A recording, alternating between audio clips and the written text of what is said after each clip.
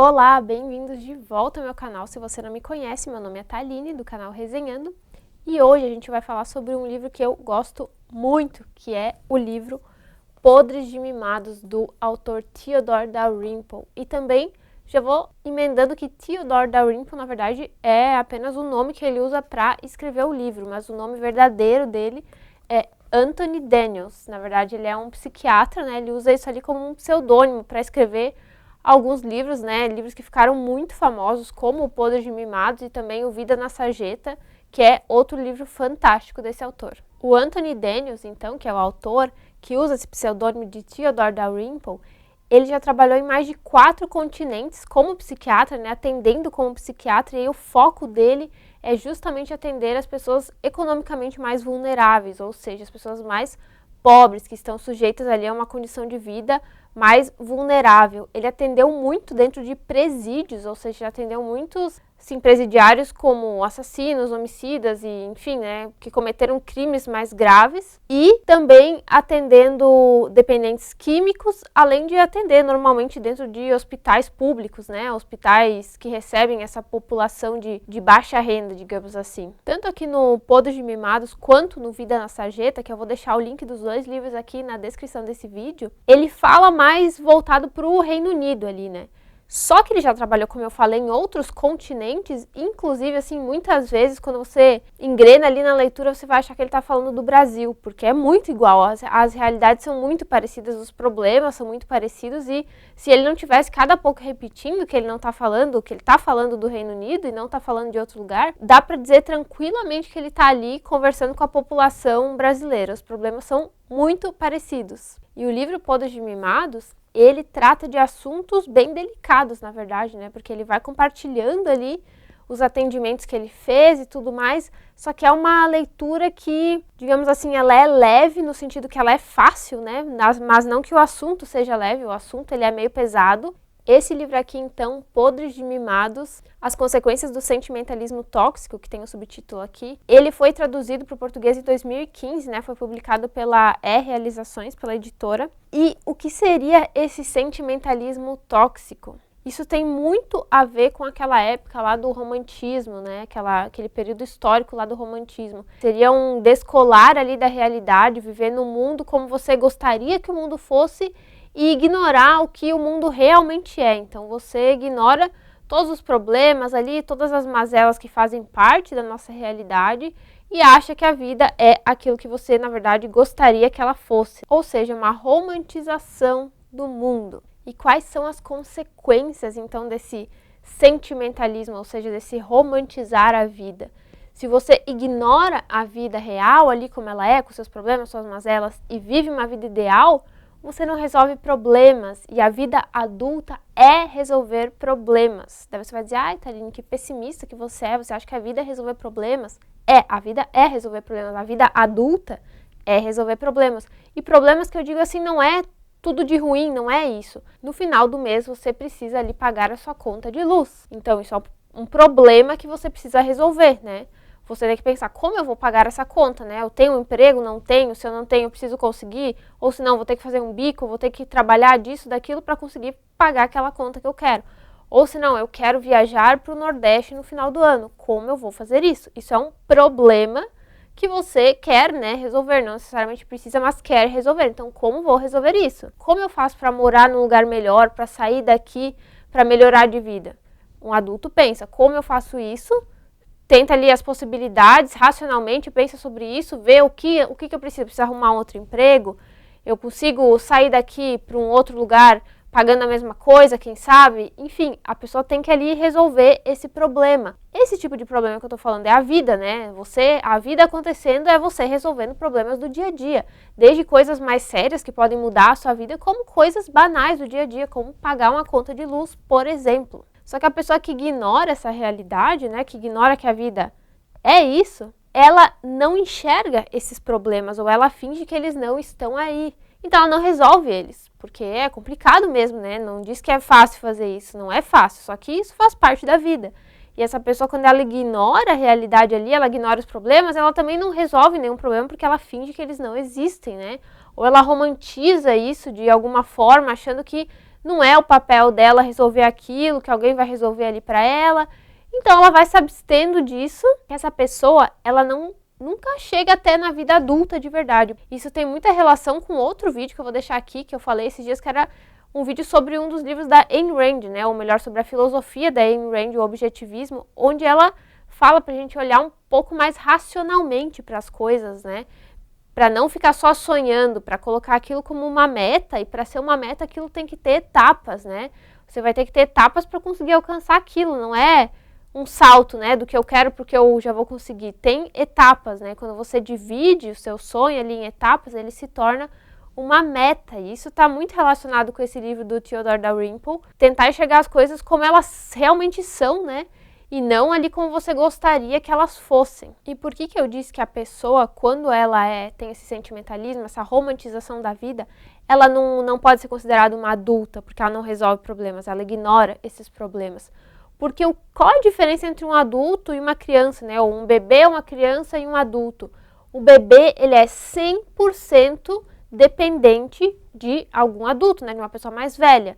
Seja para comer, seja para se locomover, né? Se for um bebê, para tomar banho, para dormir, para tudo. Ela precisa de auxílio para absolutamente tudo. Conforme ela for crescendo, né? Uma criança ali, ela já consegue andar sozinha, mas mesmo assim, se ela quiser ir para algum lugar, ela vai precisar que alguém leve ela não consegue ir sozinha.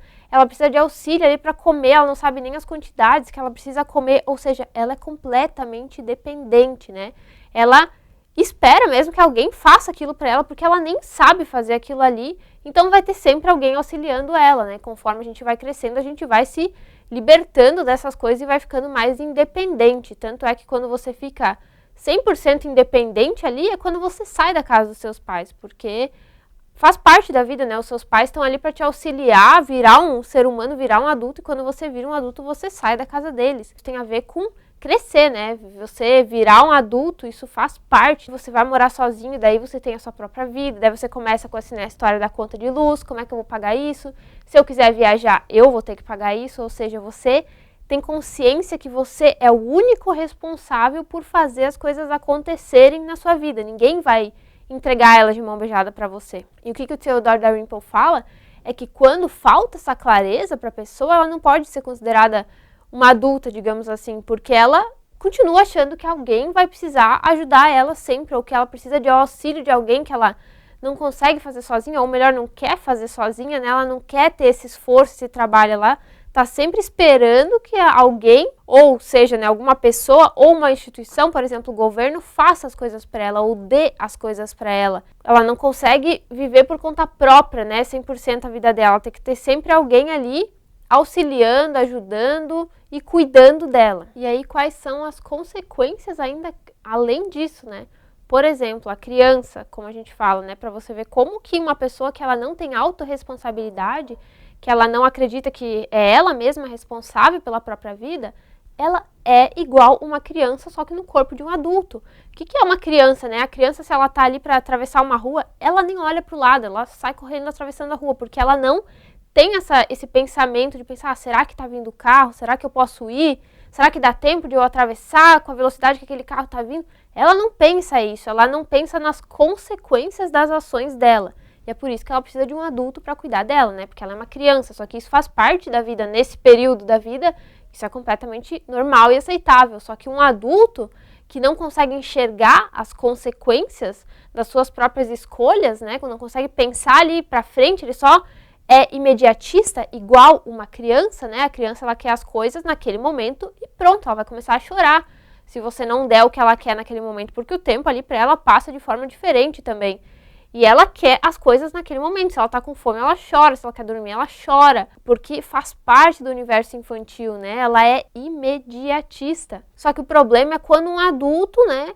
Ele tem essas atitudes completamente infantis, só que ele já é um adulto, já tem um corpo de adulto, já teoricamente deveria ter uma vida de adulto, né? Como é que uma pessoa dessas vai conseguir constituir uma família ou vai conseguir ser independente algum dia, né? Se ela não enxerga essa autorresponsabilidade, não enxerga esse poder que ela mesma tem de construir a sua própria vida. Ela vai ficar sempre ali se vitimizando, que é uma coisa que o autor fala muito, né? Essa vitimização de achar que, mas eu moro aqui num lugar que as condições não são tão legais e é isso que me impede de crescer na vida. A gente tem vários exemplos de pessoas que cresceram assim absurdamente na vida, vindo de um lugar muito pobre, um lugar cheio de mazela, cheio de problemas, né? E isso não foi impeditivo, né? O meio que você tá, ele não define quem você é, ele pode prejudicar, com certeza, né? As pessoas podem partir ali de lugares diferentes, isso acontece, apesar de que todo mundo tem problemas, alguns mais graves, outros menos. As pessoas podem partir de lugares diferentes, mas nada impede de você evoluir, né? A única coisa que impede você de evoluir é você mesmo. Então, quem acredita que ali o meio que está envolvido é a única coisa que está impedindo aquela pessoa de evoluir, essa pessoa ela está se vitimizando, ela está colocando a culpa nos outros, né? Seja no meio que ela vive, seja na família, seja no marido, seja nos colegas de trabalho, não ganhei uma promoção porque os meus colegas de trabalho fazem isso e isso. Não, sabe? A própria pessoa, ela precisa entender que ela é a única responsável. Tem que parar de externalizar essa responsabilidade. Quando a gente toma para si as coisas, no sentido de eu que vou fazer acontecer as coisas na minha vida, tudo começa a andar.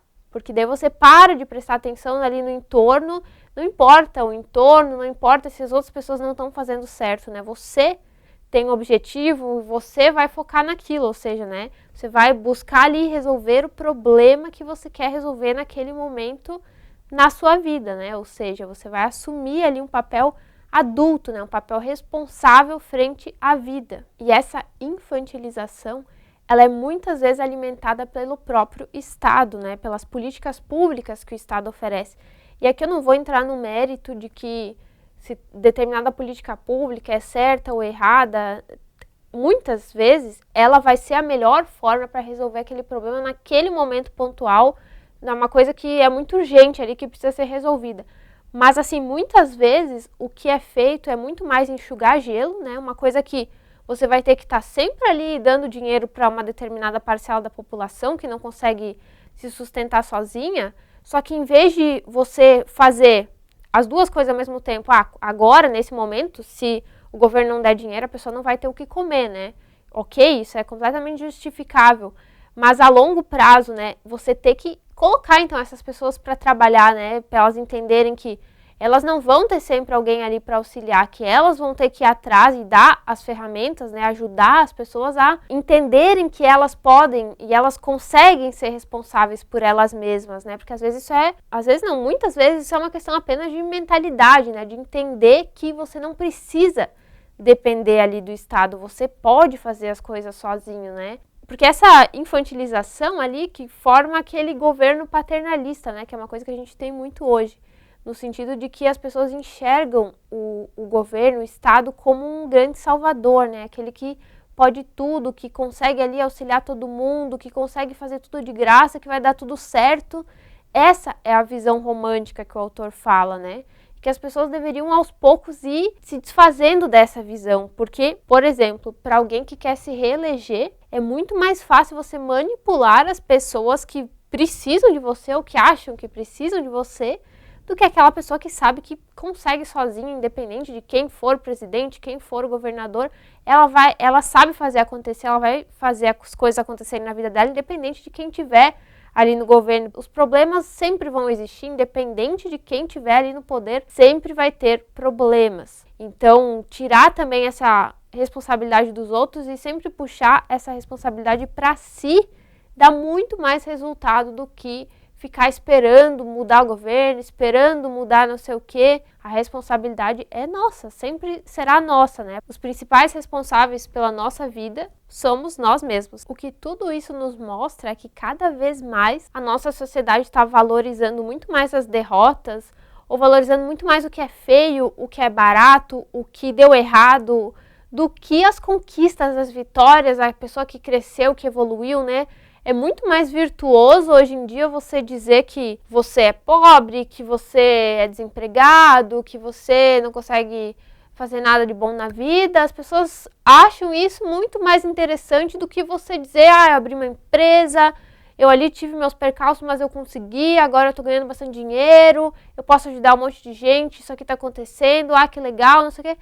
As pessoas, com isso aqui, as pessoas se sentem ressentidas, porque elas enxergam alguém que está melhor do que elas, né? E ao invés de usar isso como combustível para realmente puxar para si a responsabilidade de fazer as coisas acontecer, as pessoas se sentem coitadinhas ali ou colocam ali uma desculpa. Ah, mas ele só conseguiu por causa disso, ela só conseguiu porque ela tinha aquilo e a minha situação é diferente, no lugar que eu tô aqui eu não consigo sair daqui, eu nunca vou conseguir chegar nesse lugar. É exatamente isso que o autor trata. Enquanto a gente viver nessa polarização, nessas desculpinhas, sempre vai ter alguém que vai ser aquela pessoa que vai puxar a responsabilidade para si, que vai fazer as coisas acontecer, que vai ganhar dinheiro, vai viver a vida dela, e sempre vai ter alguém que vai ficar ali se vitimizando, se botando para baixo, achando que valoroso mesmo é você ser um coitadinho, é depender dos outros, que Deus outros têm pena de mim, e daí eu não preciso tentar e errar, né? Porque quando a gente tá nessa situação, é muito mais fácil você nem tentar, com medo de errar, do que tentar, errar, fazer de novo, tentar, errar, fazer de novo, até que um dia você vai chegar no ponto que você quer, né? Assim, é uma acomodação ali, você já tá numa situação ruim, é mais fácil ficar nessa situação, sempre vai ter alguém para me ajudar, as pessoas vão ficar com pena de mim, e eu não preciso correr nenhum risco. Então eu acho que o principal recado do livro é esse: seja responsável por si e pelas suas conquistas, pelo seu futuro, né? Seja você a pessoa que vai